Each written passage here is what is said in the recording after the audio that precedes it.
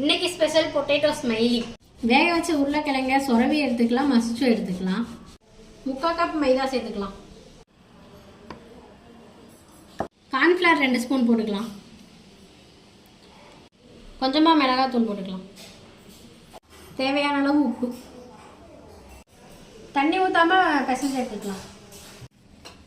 கையில் மாவு தடவிட்டு இந்த மாதிரி கொஞ்சமாக எடுத்து ரவுண்ட் ஷேப்பில் இப்படி பண்ணிக்கிங்க.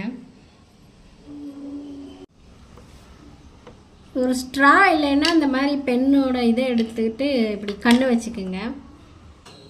ஒரு ஸ்பூன் எடுத்து இந்த மாதிரி ஸ்மைல் பண்ணுற மாதிரி போட்டுக்கலாம்.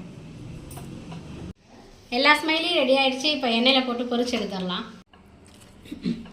ரெடி ஆகிடுச்சு. இப்போ இதை நம்ம டேஸ்ட் பண்ணி பார்த்துடலாம்.